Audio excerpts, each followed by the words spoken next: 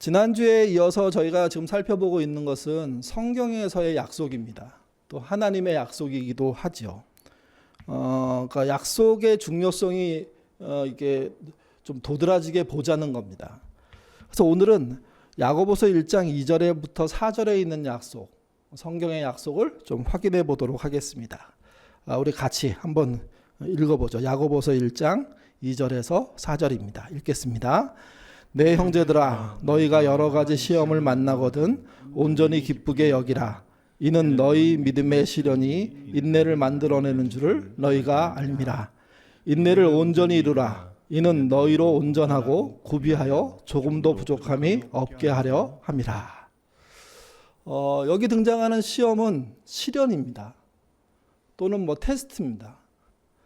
그러니까 무언가 성장시키기 위해서 필요한 과정이라고 얘기할 수 있죠. 근데 이때 시험은 신자의 입장에서나 인간의 입장에서 굉장히 중요합니다. 그러니까 시험이 없다는 것은 과연 잘 가고 있을까라고 질문할 수밖에 없는 상태라는 겁니다. 많은 분들이 좀 오해하시는데 나는 시험이 없어. 그러면요, 이 말은 이런 말이 돼요. 나는 성장하지 않고 있어. 더 성숙해지고 있지 않아. 이런 얘기입니다. 그러니까 신앙이 있으면 나이와 상관없이 시험이 있습니다. 시련이 있습니다. 어떤 사람은 청소년기에 겪은 일을 어떤 분은 노인에 겪게 되고요. 어떤 사람은 청년에 겪을 일을 청소년에 겪을 수도 있습니다. 순서가 좀 다른 것뿐입니다.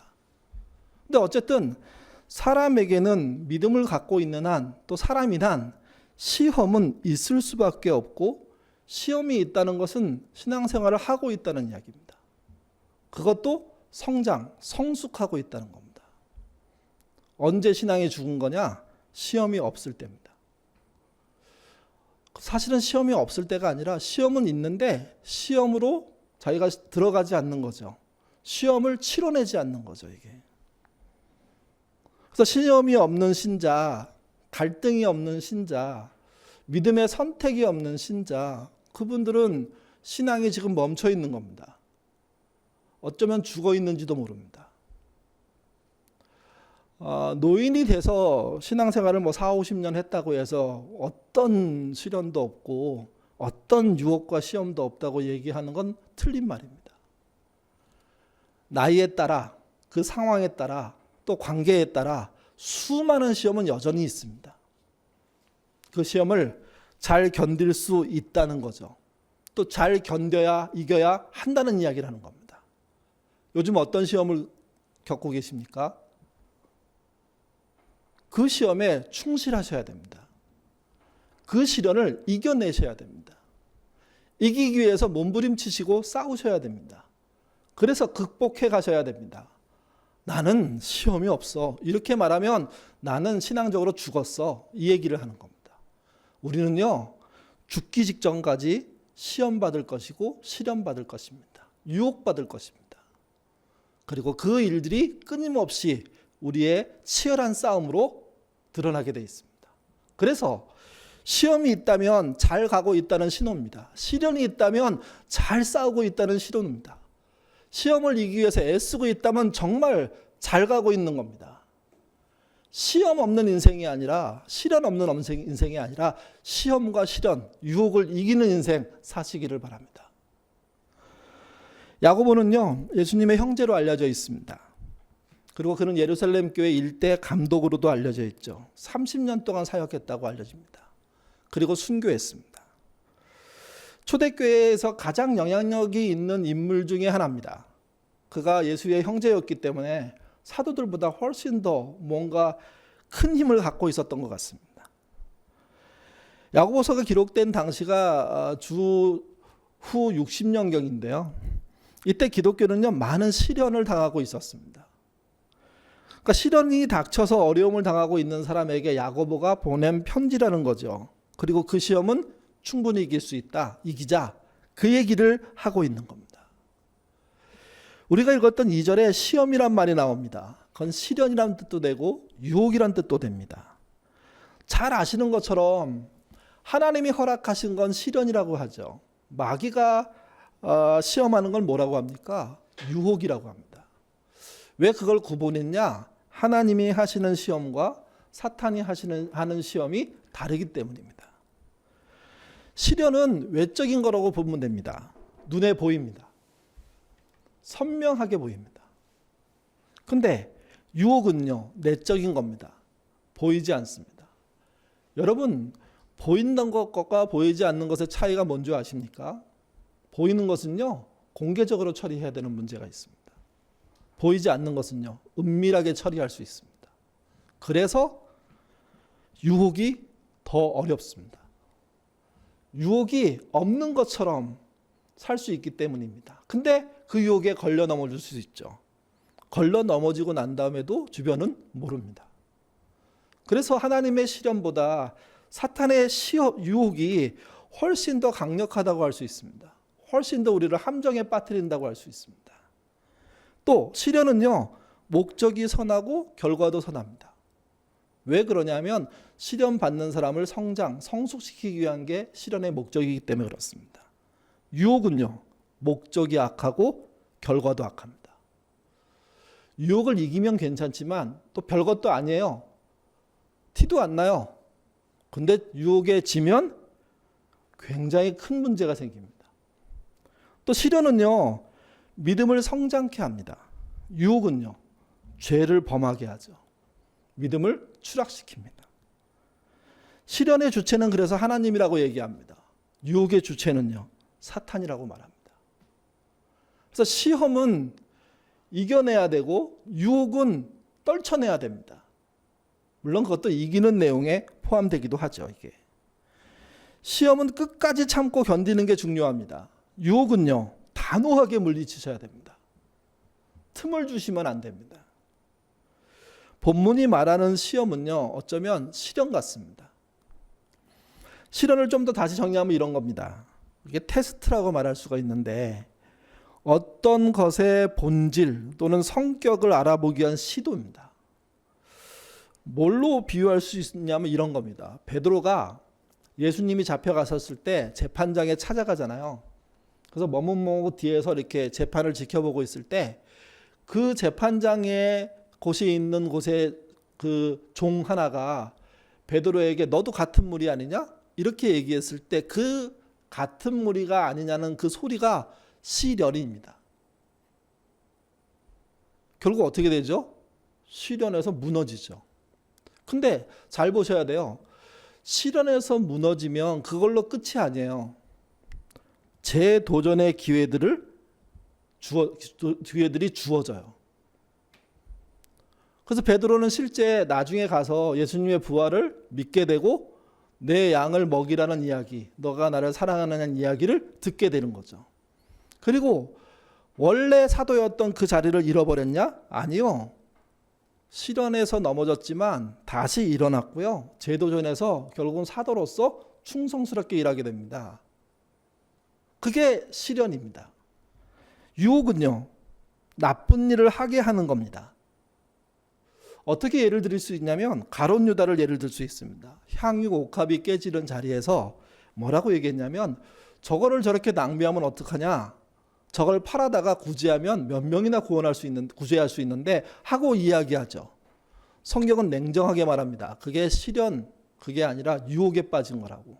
그가 그 돈이 아깝고 그 돈을 자기가 착복하게 해야 한다는 욕심 때문에 그런 말을 하게 되는 거라고요. 그리고 그 시험에 넘어진 가룟 유다는 결국 예수님을 팔아버렸습니다. 그래서 시련과 유혹은 다릅니다.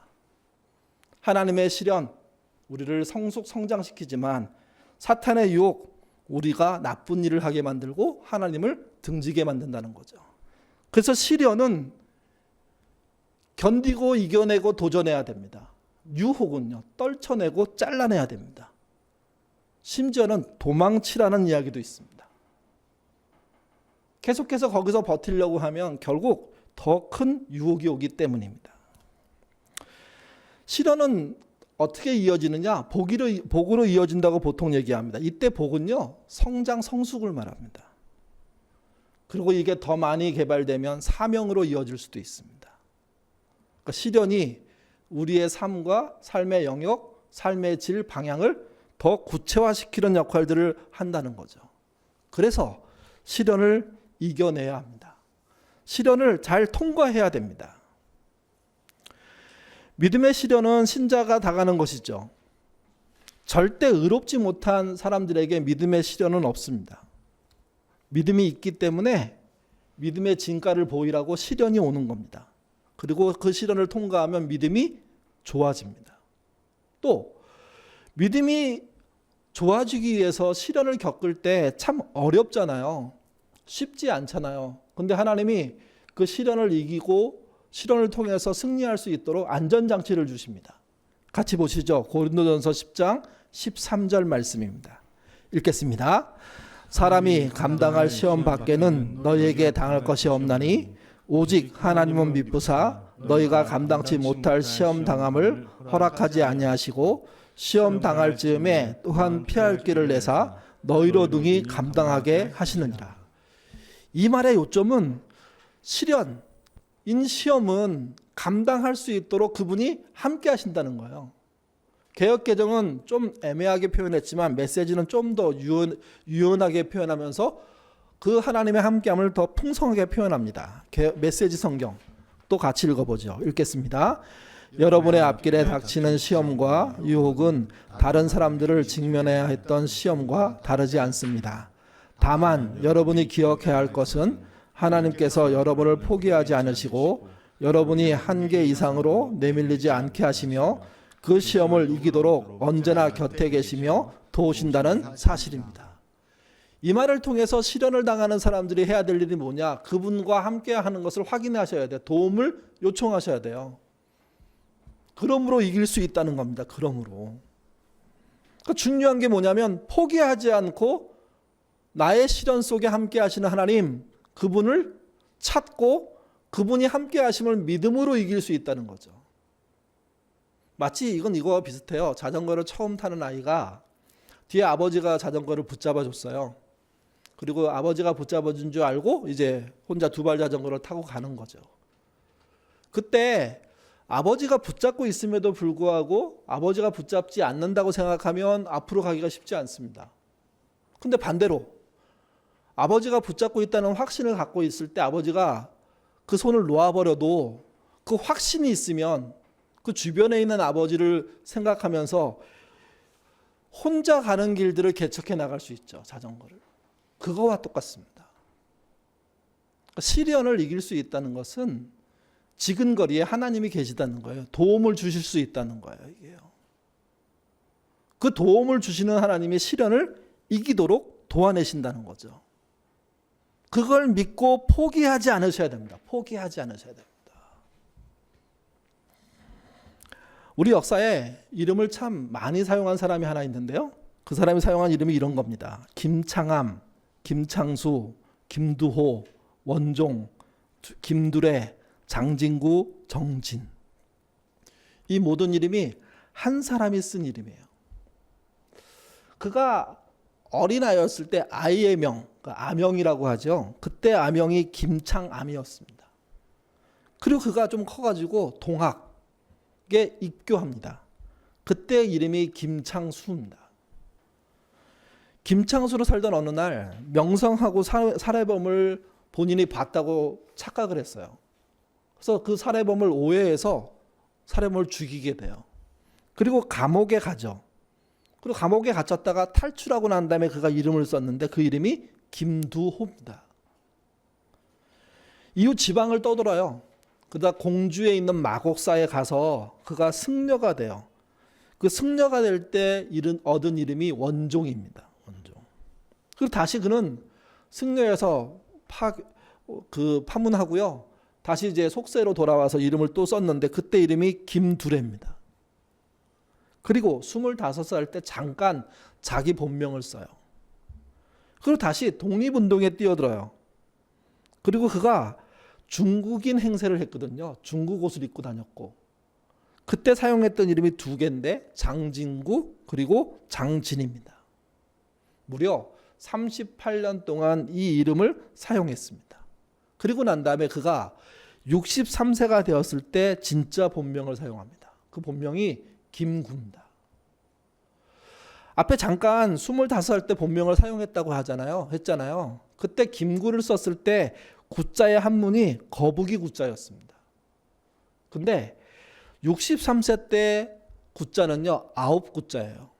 뭐 이게 정확한 그분의 해설은 아니라 들려오는 이야기에 그 왜 그 거북이 구를 9구로 썼느냐? 그는 이렇게 얘기했다고 합니다. 10사람이 있으면 그중 9번째 해당하는 사람이 되고 싶다. 이 말은 뭐 이렇게 수준이 떨어지고 학력이 떨어지고 뭐 이렇게 등수가 떨어진다는 뜻이 아니에요. 그 그룹의 바닥을 지키고 싶다는 뜻이에요. 바닥을 유지하고 싶다는 뜻이에요. 자기는 그러면 충분히 된다고 생각했던 거죠, 이게. 그러니까 낮아짐의 모습을 보였던 분이 김구라는 겁니다. 김구는요, 종교도 여러 개였습니다. 그가 태어났을 때 그의 집안은 유교였고 그는 유교 안에서 양육됩니다. 자연스럽게 유교도가 되는 거죠. 그리고 스스로 동학도가 됩니다. 그래서 동학 운동에 참여하고 그 운동의 취지에 동조했죠. 그리고 동학 교도가 되었습니다. 그리고 난 다음에 아까 얘기했던 공주에 있는 마곡사에 가서는 불교도가 됩니다. 그러니까 유교, 동학교, 불교도 이렇게 간 겁니다. 그리고 1903년에 신민회라는 독립운동, 애국 계몽운동 활동을 하면서 기독교로 개종합니다. 그러니까 김구는요, 이름이 9개고 그 다음에 4개의 종교를 넘어다니는 사람이라고 알려져 있습니다. 그가 뭐 하려고 이렇게 이름을 바꿨을까요? 대부분은 아니지만 상당 부분은요, 나라를 구하기 위함이었답니다. 그러니까 독립운동을 하기 위함이었죠. 그래서 역사학자들 중에는 그분의 종교를, 그분의 신념을 독립이라고 얘기합니다. 그분은 기독교를 믿은 게 아니야. 그분은 유교를 믿은 게 아니야. 그분은 독립을 믿은 거야. 그래서 독립신앙, 이걸 가진 사람을 누구냐? 김구라고 얘기하는 거죠. 근데 김구 스스로는 그렇게 얘기하지 않습니다. 또 김구를 연구한 사람들은 그렇게 말하지 않습니다. 그는 유교, 동학교, 불교를 거치고 난 다음에 기독교 신자가 된 거죠. 그리고 신자로서 삽니다. 그리고 그가 독립이라는 시련을 겪어냈다고 얘기하는 겁니다. 백범의 일지를 읽으신 분들이 많이 계실 겁니다. 거기에 가상대화 하나가 나오죠. 아주 유명한 대화. 내 소원이 무엇이냐 하고 하느님이 내게 물으신다면 나는 서슴지 않고 내 소원을 대한독립이요라고 대답할 것이다. 그게 첫 번째 환상적인 대화입니다. 하나님과 본인이 대화할 수 있다면 자기 소원에 대해서 하나님이 물어준다면 자기는 독립을 하겠다는 것을 얘기한다는 거죠. 또 그 다음에 소원이 무엇이냐 하면 나는 또 우리나라의 독립이요 할 것이고 또 그 다음에 소원이 무엇이냐 하면 세 번째 물음에도 나는 더욱 소리 높여 나의 소원은 우리나라 대한민국의 완전한 자주독립이요 라고 대답할 것이다. 그는 그렇게 말했습니다. 우리가 겪는 믿음의 시련과 그 김구라는 사람이 겪었던 믿음의 시련의 크기가 상당한 차이가 보이지 않습니까? 우리 시련은요, 대단히 일상적이고 개인적이고 사적인 경우가 많습니다. 자기의 삶의 바운더리에서 벌어지는 일을 처리하기 위한 시련인 경우가 많습니다. 근데 이 땅을 살아간 사람 중에 어떤 사람은요, 독립이라는 시련을 몸소 겪어낸 사람들이 있습니다. 물론 그분 혼자 대한민국의 독립을 이룬 거 아닙니다. 근데 대한민국이 독립되도록 자기 몸과 삶으로 자기의 전생애를 거쳐서 헌신적으로 시련을 겪어낸 사람들이 있다는 거 여러분 기억하셔야 됩니다. 그래서 그를 민족의 지도자라고 얘기하죠. 여러분, 나에게 큰 시련이 온다면 되게 부담스럽잖아요. 근데 하나 생각할 게 있습니다. 내게 큰 시련이 온다면 그것은요, 내 신앙이 크게 성장하고 있다는 뜻입니다. 나에게 너절한 신앙이 온다면, 시식이 아주 콜콜하고 별 것도 아닌 시련이 온다면 그건 우리의 신앙이 너절한 신앙 모습으로 크고 있다는 거예요. 우리가 야, 이거는 뭐 초등학생이나 겪을 문제를 내가 겪네라고 만약에 그런 판단이 드신다면 긴장하셔야 돼요. 생각보다 내가 심각하게 병들어 있구나. 내 수준이 내가 내 나이 신앙의 경력에 걸맞는 유혹이 아니라 시련이 아니라 초등학생이나 겪어야 될 시련을 겪는다면 그거는 내 믿음의 상태가 병들어 있는 걸 말하는 거예요. 앞에서도 말씀드렸죠. 시련이 없다면 그건 성장을 멈춘 겁니다. 물론 시련이 없는 시간들이 좀 있을 수 있어요.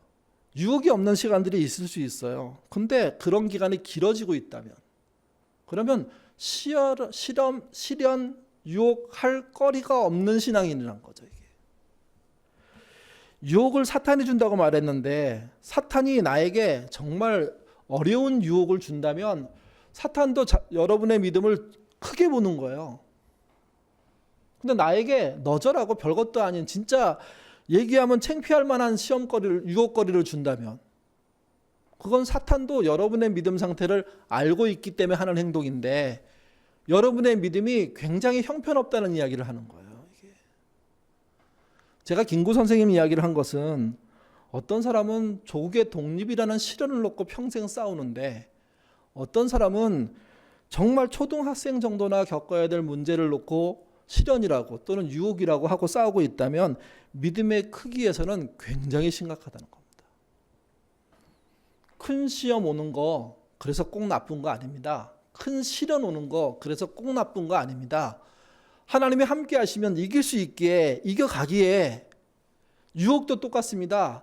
생각보다 큰 유혹이 왔을 때 여러분 긴장하시지만 그러나 또한 기회라는 사실을 잊지 않으셔야 돼요. 단호하게 끊어버리시고 하나님을 향해서 가신다면 그로 말미암아 믿음이 클 수밖에 없고 크게 성장하는 겁니다. 그래서 시험 없는 삶이 좋다고 생각하시면 안 돼요. 그 평안함이 오래 가면 된다고. 아니요. 오래 갈수록 여러분 병듭니다. 그렇다면 시험 당할 때 성도는 어떻게 해야 될까요? 오늘 본문은 이렇게 말합니다. 온전히 기쁘게 여기라고요. 그게 첫 번째입니다. 기쁘게 여기란 말은 기쁜 것으로 간주하라는 말입니다. 그러니까 기쁠 수 없어요. 시련과 시험이 왔다는 건, 유혹이 왔다는 건. 근데 기쁜 것으로 간주하는 믿음을 가져야 됩니다. 왜? 그 시험 중에 하나님이 함께 하시기 때문이죠. 그것만이 아닙니다. 하나님이 이제 드러납니다. 로마서 8장 28절 읽겠습니다. 우리가 알거니와 하나님을 사랑하는 자 곧 그 뜻대로 부르심을 입은 자들에게는 모든 것이 합력하여 선을 이루느니라. 하나님의 선 이루시는 그런 사건 속에 들어간 겁니다. 나는 어느 부분에 맡아서 일하고 있는 겁니다. 시련을 이기고 있는 겁니다. 유혹을 이겨내고 있는 겁니다. 그러면 그 시련과 그 유혹을 이겨내는 과정을 통해서 또 한편에 또 다른 편에 여러 가지 다른 조각을 맡아서 수고하는 사람들이 연결되는 걸 보게 되는 겁니다. 마치 우리 공사할 때 보니까요. 이 공간을 공사하기 위해서 처음에 이 공간을 부수는 사람들이 있었어요. 그 사람 역할들 굉장히 중요합니다. 때 맞춰 부숴주는 거. 그리고 난 다음에 청소하는 교인들이 있었죠. 쓰레기 다 버려내는 거. 그리고 난 다음에 여기에 들어오는 것을 위해서 칸막이를 만들고 그 다음에 뭐 색깔을 칠하고 바닥을 깔고 문을 달고 그러면서 조명을 달고 그리고 에어컨 시설이나 이런 걸 하나하나 해갑니다. 그게 하나하나 맞아 떨어져가는 것이 합력하는 거거든요. 그래서 결국은 옛꿈터라는 또 나들목이라는 그런 공간이 세워지는 겁니다. 그 합력이 건축할 때만 나타나는 게 아니라 우리 일상과 삶 속에서 나타나는 거예요. 나의 시련은 나 혼자만의 시련이 아니라 전체적으로 보면요. 더 큰 일을 위한 한 부분의 시련이에요. 내가 그것을 견뎌내고 이겨내서 나가면 저쪽에서도 또 다른 곳에서도 그것을 이겨서 나오는 사람들이 존재하게 되고 그게 우리는 모르지만 어떤 일과 어떤 사건으로 연결되면서 더 큰 덩치의 어떤 일들을 하게 되는 거죠. 결국 한국교회 일들이 만들어지는 것, 그러기에 뭐 하라는 얘기입니까? 기뻐하라고 얘기합니다. 로마서 5장 3절에서 4절도 함께 읽어보겠습니다. 다만 이뿐 아니라 우리가 환난 중에도 즐거워하나니 이 환난은 인내를, 인내는 연단을, 연단은 소망을 이룰 줄을 압니다. 일명 성숙의 계단, 성장의 계단입니다. 우리가 겪고 있는 시련은 단순하게 그 시련이 끝나면 그걸로 끝나는 게 아닙니다. 우리가 당하는 환난은 그냥 그걸로 주저앉는 게 아닙니다. 로마서의 저자는 말합니다. 환난 다음에 인내가 만들어지고 인내를 통해서 연단이 생겨나고 연단을 통해서 소망이 이루어지는 줄 알아야 한다. 이렇게 얘기하는 겁니다. 그래서 시련은 결코 망한 게 아닙니다. 우리가 성장 성숙할 기회를 얻어가는 것이고 성숙의 계단을 밟기 시작하는 겁니다. 그래서 메시지는요, 시험을 이렇게 번역했어요. 더할 나위 없는 선물이라고요. 오늘 설교의 제목인데요. 시험을 과감하게 번역했습니다. 더할 나위 없는 선물이라고. 기회라고. 여러분에게 닥치는 시련, 그래서 적극적으로 감당하셔야 됩니다. 이겨내셔야 됩니다. 선물이 될 겁니다. 그래서 기뻐할 수 있습니다. 여러분 이 사실 믿으십니까? 믿으셔야 됩니다. 이걸 하나님을 아는 지식이라고 얘기합니다. 신지식. 하나님이 그렇게 움직이시니까 거기서 나오는 지식은 우리에게 하나님을 아는 지식이 되는 것이고, 그 지식은요, 시험을 더할 나위 없는 선물로 보는 것입니다. 여러분의 자녀들이 지금 닥친 시련을 좀 이겨서 좀 단단해지기 원하는 그런 마음 생길 때 있지 않으세요? 아마 모든 부모는요, 모든 자녀를 향해서 그런 아쉬움, 안타까움이 있을 겁니다. 하나님이 그러시는 것 같아요, 우리한테. 우리가 우리에게 닥친 시험을 좀 이기고 한 걸음 나가서, 그래, 네가 성장하는구나, 성숙해지는구나, 그분도 기뻐하시지만 우리도 기뻐하는, 그래서 그 시험이 더할 나위 없는 선물이라는 사실을 깨닫게 되는 은혜, 그 은혜가 있으시기를 바랍니다. 그 은혜를 가지셔야 됩니다. 두 번째는 그 시험을 통해서, 시련을 통해서 인내를 온전히 이루라고 말합니다. 인내란 견고히 섬을 말합니다. 그러니까 요동치지 않고 서는 걸 말합니다. 온전히 이루란 말은요, 끝까지 완성하라는 뜻입니다. 어떤 경우에 좋은 어떤 해결점이 시작되고 시작만 하고 마무리 안 짓는 경우들이 많거든요. 끝까지 밀고 가서 그 흔들리지 않는 것을 완성해내라는 거죠. 깔끔하게 끝나라는 거죠. 저희가 나들목하고 예꿈터를 공사해 보니까 정말 그 전문가들이 와갖고 해주는데 참 신기하더라고요. 제가 생각할 때는 되게 복잡한 일인데 전문가들은 자기 순서에 따라 툭 진행하는데, 저는 그분들이 드린 7, 8시간 가지고는 안 될 일을 그분들은 충분히 해내요. 도배를 하는 것도 그렇고, 색깔을 칠하는 것도 그렇고, 장판을 까는 것도 그렇고, 하나하나 할 때마다 많은 시간이 들어가지 않음에도 불구하고 전문적인 실력들을 그냥 발휘해내더라고요, 이게요. 그러면서 이렇게 채워지는 거예요. 근데 이제 공사가 거의 끝나가고 있잖아요. 그 전문가들이 했음에도 불구하고 틈들이 있어요. 여기는 좀 부족한데? 여기는 색깔이 좀 안 맞는데? 견고히 선다는 의미는 그것을 깔끔하게 끝내는 걸 말해요. 흠이 없게 만들려는 노력을 말해요, 이게. 전에도 한번 제가 예화로 말씀드렸는데, 안식일 교인인데요, 건축업계에서 참 인정받는 사람이 있었답니다. 그분이 주로 이제 주택을 지어지는 일을 하는데, 개인의 주택이라는 것이 그 사람의 마지막 생애가 될 수도 있는 거잖아요. 그러니까 인생에서 어느 정도 성공한 사람들이, 또 집을 지을 수 있는 사람들이 자기의 상당한 돈을 들여서 좋은 자리에다가 집을 짓는데, 이 건축이라는 게 쉽지가 않아요. 그러니까 이제 건축을 하고 있는 이 사장이 안식교 교인인데, 그가 공들여 했던 게 무엇이냐면 마지막 2주간이라고 얘기하더라고요. 마지막 2주 동안 자신이 맡아서 지었던 그 건물에 가서 무엇이 하자인지 본인이 직접 찾아낸대요. 그리고 자기가 할 수 있는 건 자기가 보수해 놓고, 그렇지 않은 건 전문가를 불러다가 다시 완료해 놓고, 그 주인이 다 됐다라고 얘기할 때까지 그렇게 한다고 그러더라고요. 보통 사람들이 그렇게 얘기해요. 그렇게까지 하냐고. 어차피 건축은 하자가 있는 건데. 근데 놀라운 건, 그렇게 했더니 그 건물에 살아본 사람들이 그 건물의 실력을 알아보고, 그 건물을 지은 사람의 실력을 알아보고 사람들을 연결해 주는 거예요, 계속해서. 그분은 건축 그 비용을 싸게 부르지 않아요.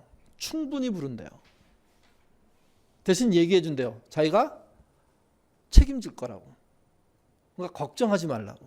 그리고 어떤 하자도 고쳐낼 거라고. 걱정하지 말라고. 끝까지 책임질 거라고. 견고히 섬이란 그걸 말하는 거예요. 한 번에 완성된다는 뜻이 아닙니다. 지속적으로 보완해 나가면서 그것이 튼튼하게 하는 거죠. 그래서 온전히 이루라는 게 끝까지 완성하란 말인데, 그게 우리가 갖고 있는 시련을 통해서 이룰 수 있는 일들이라고 성경이 말해주는 겁니다. 자, 그러면 인내를 온전히 이루면 어떻게 될까요? 세 번째입니다. 너희로 온전하고 구비하여 조금도 부족함이 없게 하려 함이라. 온전은요, 퍼펙트 말합니다. 아주 깔끔하게 100%라는 겁니다. 구비는요, 완비했다는 뜻입니다. 두 단어를 반복해서 썼으니까 강조죠. 최상급으로 강조하고 있는 겁니다. 그러니까 우리의 시련이 잘 감당하려고 노력한다면 그분의 도움과 함께 견고히 서게 되는 일들이 벌어지고, 견고히 서기 위해서 끝까지 수고한다면 그것이 온전하고 완비되는 모습으로 세워지게 된다는 거죠. 우리 실력만으로 되는 게 아닙니다. 하나님의 은혜로 되는 겁니다. 이때 여러분, 무엇이 부족함이 없게 된다는 말일까요? 재능? 그게 아닙니다. 돈? 그게 아닙니다. 인격이 그렇다는 겁니다.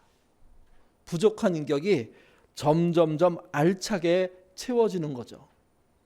모든 사람이 인정할 수밖에 없는, 믿는 사람이든 믿지 않는 사람이든 상관없이, 이 믿음을 갖는 것, 이 시련을 이기는 것, 그게 하나님의 약속이라는 겁니다. 약속의 핵심은 이겁니다. 시련이 옵니까?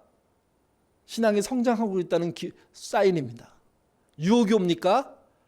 여러분의 믿음이 여전히 성숙하고 있다는 사인입니다. 시련은 감당해내십시오. 유혹은요, 잘라내십시오. 그러므로 여러분의 믿음은 커갈 수 있습니다. 여러분의 시험을 어떻게 보느냐가 굉장히 중요합니다. 정말 두려움으로 바라본다면 그게 시련이든 유혹이든 휘말릴 가능성이 높고요. 반대로 더할 나위 없는 선물로 보신다면 충분히 이길 수 있습니다. 시련은 감당함으로 이길 수 있고, 유혹은요, 잘라냄으로 이길 수 있다는 거죠. 그리고 여러분을 온전히 그 시련이 견고하게 세워준다는 사실을 놓치지 마십시오. 그리고 한 가지 더 할 게 있습니다. 그 시련을요, 끝까지 완수해내야 됩니다. 처음에 그냥 정답 한번 쓰고 끝나는 게 아니라는 거죠. 완수하려고 노력하는 여러분에게 온전함과 구비함이, 조금도 부족함이 있을 거라는 이야기입니다. 그런 시련의 결과가 있으시기를 바랍니다. 마지막으로 시련을 통한 하나님의 약속 두 군데 말씀을 읽고 마치죠. 첫 번째는 시편 71편 20절입니다.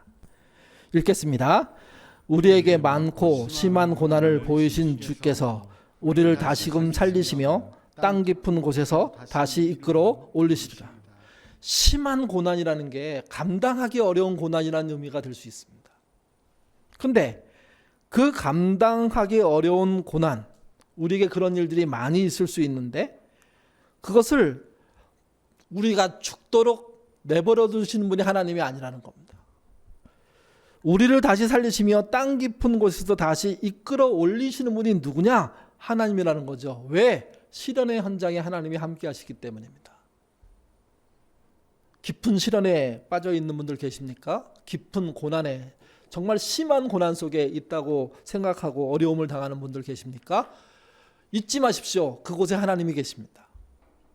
그 하나님의 붙잡아 주심을 느끼셔야 됩니다. 느껴지지 않는다면 느끼게 해달라고, 보이게 해달라고 요청하셔야 됩니다.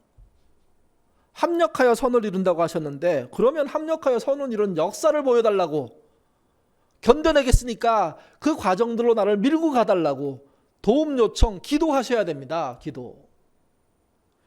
두 번째, 베드로전서 1장 6절에서 7절입니다. 읽겠습니다. 그러므로 너희가 이제 여러 가지 시험을 인하여 잠깐 근심하게 되지 않을 수 없으나 오히려 크게 기뻐하도다. 너희 믿음의 시련이 불로 연단하여도 없어질 금보다 더 귀하여 예수 그리스도에 나타나실 때에 칭찬과 영광과 존귀를 얻게 하려 하심이라. 한마디로 말하면 여러분이 겪고 있는 근심 어린 그 시험은 크게 기뻐할 수밖에 없는 일이라는 거죠. 왜? 더할 나위 없는 선물이니까. 그 시련이 불과 같은 것인데 그것은 마치 나를 정금으로 연단하는 것과 똑같다는 겁니다. 물론 시험 당하는 현장에 있는 건 기분 나쁜 일입니다. 힘든 일입니다. 고통스러운 일입니다. 근데 그 시험을 피할 수 없다면 그 시험의 현장에 대한 의미를, 성경이 말한 의미를 찾아내셔야 됩니다. 그리고 그 시험은 잠깐이라는 사실을 잊지 않으셔야 됩니다. 또 그 시험은 오히려 크게 기뻐할 일로 끝날 것이라는 사실을 잊지 않으셔야 됩니다. 그래서 더할 나위 없는 선물이라는 사실을 놓치지 않으셔야 됩니다. 그리고 그 시험이 맞춰지면 나는 금보다 더 귀하게 순금으로, 더 순금으로 이렇게 정제되는 일들이 벌어진다는 거죠. 그리고 그 일을 통해서 그분의 칭찬과 영광과 존귀가 얻어지는 자리, 누려지는 자리를 내가 또 그분이 얻게 된다는 사실을 놓치지 않으셔야 됩니다. 그래서 시험은 이길 수 있습니다. 시련은 이기셔야 됩니다. 유혹은 잘라내고 거리두고 물리치셔야 됩니다. 그렇게 사신다면 여러분의 삶이 성숙을 위한 계단을 걷게 될 것이고요. 그것을 통해서 완성, 견고히 섬, 이런 것을 배우게 되실 겁니다. 그 시험, 더할 나위 없는 선물 이겨내시는 저와 여러분 되시기를 주님의 이름으로 부탁드립니다. 기도하겠습니다. 시험이 없는 인생을 찾는 사람들이 너무도 많습니다. 그러나 시험이 없는 인생은 없습니다. 그게 시련이든 그게 유혹이든 우리에겐 늘 그것이 있을 수밖에 없습니다. 만약 우리에게 시련이 없는 시간들이 길어지고 있다면, 유혹이 없는 시간들이 길어지고 있다면 정말 괜찮은 건지 확인해 보아야 합니다. 우리는 죽을 때까지 시련 당할 겁니다. 우리는 죽을 때까지 유혹을 받을 것입니다. 그럴 때 시련은 믿음으로 이기게 하시고 합력하여 선을 이루는 역사를 통해서 승리하도록 인도하여 주옵소서. 반대로 유혹은 반듯하게 잘라내고 확실하게 거리두고 그리고 상대하지 않는 그런 지혜와 용기를 갖는 우리가 될 수 있도록 인도하여 주옵소서. 자비로우신 아버지 하나님, 우리가 시련을 통해서 정말 하나님의 더할 나위 없는 선물을 받는다는 사실을 저희가 오늘 들었습니다. 기쁘게 될 그 모습을 상상하며 지금의 시련들을 이기도록 도와주시고, 또 이 시련이 나의 시련만이 아니라 또 수많은 사람들의 시련과 연결되면서 하나님의 협력하여 선을 이루는 역사의 한 채널이 된다는 것 잊지 않도록 도와주옵소서. 대한민국도 요즘 큰 시련 속에 있습니다. 또 큰 유혹 속에 있습니다. 대통령과 정치인들이 시련을 이기려고 하는 정당한 방법들을 찾을 수 있도록 도와주시고, 유혹은 단칼에 잘라내는 용기들 갖도록 인도하여 주옵소서. 예인교도 그런 과정을 겪고 있습니다. 코로나 이후에 교회를 생각하면서 여전히 우리한테 시련이 있습니다.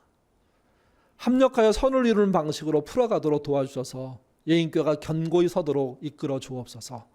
반대로 지금도 괜찮다는 유혹을 이기는 믿음 갖도록 인도하여 주옵소서. 그래서 흩어져 편안하게 신앙생활을 하기보다 모여서 서로 부딪히면서 협력하여 선을 이루는 그런 공동체로 회복되는 은혜 있도록 인도하여 주시옵소서. 우리에게 온 시련이 더할 나위 없는 선물이라는 사실 다시 한번 마음에 새기며 그 선물을 누리는 예인 가족 되기를 원하오며 예수님 이름으로 기도드립니다. 아멘.